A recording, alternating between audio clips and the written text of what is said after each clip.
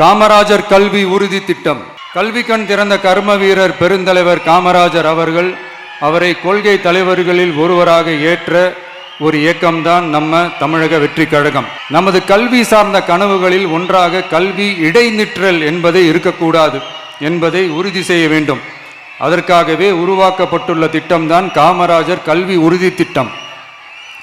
இடைநிற்றலுக்கான காரணங்களில் ஒன்றாக பொருளாதார குறைபாடும் இருக்கிறது.